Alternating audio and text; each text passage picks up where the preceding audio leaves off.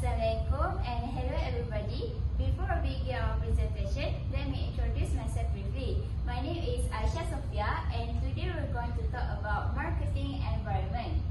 So, what is marketing environment? Marketing environment is the actors and force outside marketing that affect marketing management's ability to build and maintain successful relationship with target customers. The Oxford College of Marketing says the marketing environment includes all the factors outside your control that affect your company's success. You set the price for your product, for example, but you can stop your competitors undercutting them. The marketing environment consists of two, which is micro environment and macro environment. We look at the micro environment first. So what does micro environment mean? Micro environment is the actors close to the company that affect its ability to serve its customer, which are the suppliers, the company, suppliers, market intermediaries, customer market, competitors, and publics. So basically, micro environment factors are local, affecting your company but not the rest of the world.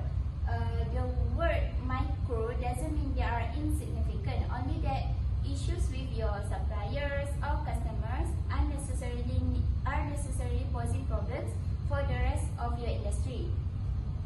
So we're going to explain to you guys one by one so that you can understand it more clearly. Firstly, the company. In designing marketing plans, marketing management take other company groups into account groups such as top management, finance, research and development, R&D, purchasing, operations, human resources, and accounting. All of these interrelated groups form the internal environment. Top management sets the company's mission, objective, broad strategies, and policies. Marketing managers make decisions within these broader strategies and plans. In short, marketers must work in harmony with other companies' departments so that customer value and relationship can be created. Next is suppliers.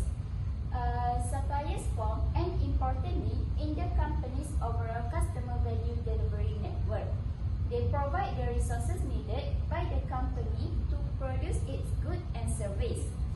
Suppliers' problems can seriously affect marketing. Marketing managers must watch supply availability and cost. Supply shortage or delays, natural disaster and other events can cause sales in the short run and damage customer satisfaction in the long run. Rising supply costs may force price increase that can harm the company's sales volume.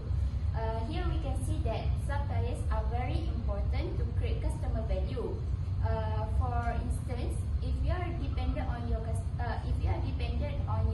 suppliers, but they are not dependent on you, they have a lot of influence. Okay, for example,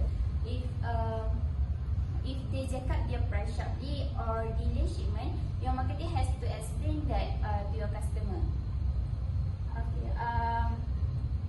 After that, marketing intermediaries. Marketing intermediaries is teams that help the company to promote, sell, and distribute its goods to final buyers. Like suppliers, marketing intermediaries form an important component of the company's overall value delivery network. In its quest to create satisfying customer relationship, the company must do more than just optimize its own performance. It must partner effectively with marketing intermediaries to optimize the performance of the entire system. The examples of the marketing intermediaries are agents, wholesalers and retailers, marketing service agencies, financial institutions, and etc. The marketing intermediaries also referred to as middlemen. After that, my next group member, Nurul Qistina, will explain to you guys for the next part.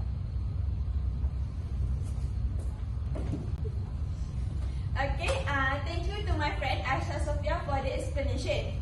I will continue the next part, which is competitors. Competitor is each firm should consider its own size and industry position compared to those of its competitor. Large firm with dominant position in industry can use certain strategy that small firm cannot afford. But being large is not enough. They are winning strategy for large firm, but they are also losing one. And small firm can deliver strategy that give them better rates of return than large firm enjoy. So that means no matter what, big or small company should have their own strategy based on their visi, misi and objective to make sure their own company have a stable position in the market. Okay, next is public. Public is any group that has an actual or potential interest in or impact on an organization ability to achieve its objective. Such as government. Government, they have their own policy that all the business in this country should follow to make sure government and the business can achieve their aim together. Okay. Next is customer. Customer are the most important actor in the company microenvironment. The aim of the entire value delivery network is to engage target customer and create strong relationship with them. The company might target any or all of 5 types of customer market. 5 types of customer market is first, consumer, the household market. Second is the industrial market, the party who buy the product to processing it to final product. Third is retail market, the party who buy the product to resell it. Fourth is government market, the party who buy the product or service for public use. And lastly is international market.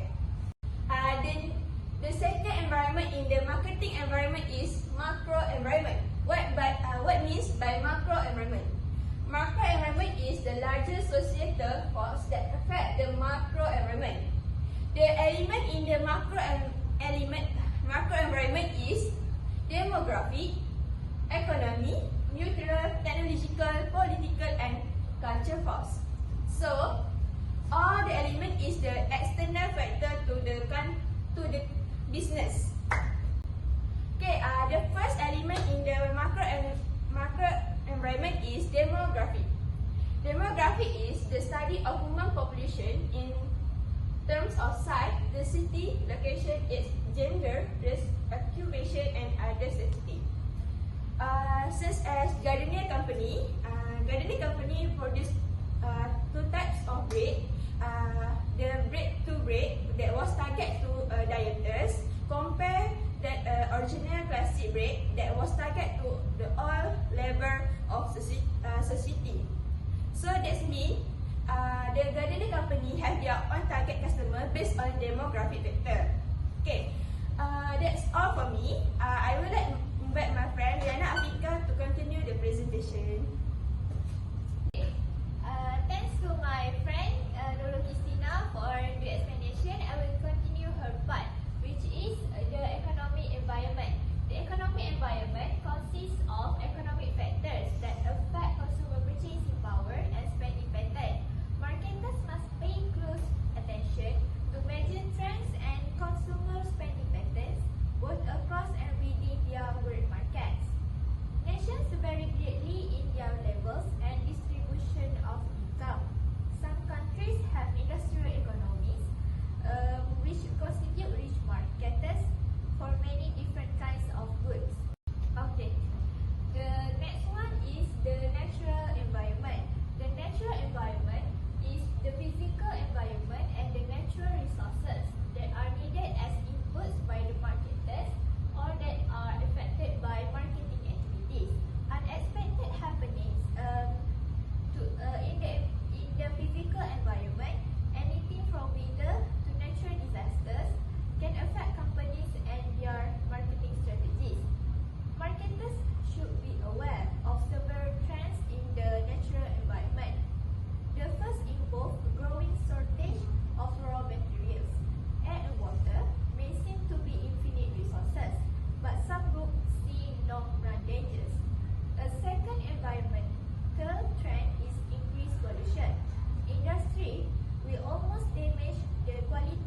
the natural environment. Consider the disposal of chemical and nuclear waste in the ocean and the quantity of chemical pollutants in the soil and the food supply. The next is a third trend is increased government intervention in the natural resource management. The governments of different countries vary in their concern and effort to promote a clean environment. Concern for the natural environment has spawned the so-called green movement. Today, enlightened companies are developing strategies and practices that support environmental sustainability and effort to create a world economy that the planet can support indefinitely. The next part is the technologies environment. The technologies environment is forces that create new technologies, creating new products and market opportunities. For example, about a bracelet with a G insert that will let you make and pay or purchases or receive personalized specials at retail locations. On the one hand, such technology will provide many advantages to both buyers and sellers. However, every new technology replaces an older technology. Transistor hurt the vacuum tube industry, digital photography hit the film business, and digital downloads and streaming hurt CD and DVD business. When old industry folk ignored new technologies, their business declined. Thus, marketers should watch the technological environment closely. The next one is political environment. Marketing decisions are strongly affected by developments in the political environment that consists of laws, government agencies, and pressure groups that influence and limit various organizations and individuals in a given society. However, the strongest advocates of free market economies agree that systems work best with at least some regulation. Well-conceived regulation can encourage competition and ensure fair markets for goods and services. Thus, government develop public policy to guide commerce by set of laws and regulations that limit business for a good of society as a whole. The last one is cultural environment, which consists of institutions and other forces that affect society's basic values, perceptions, preference, and behaviors. There are two types of cultural environment. Firstly, the persistence of cultural values, which is people in a given society hold many beliefs and values that have high degree of persistence. These beliefs shape more specific attitudes and behavior found in everyday life.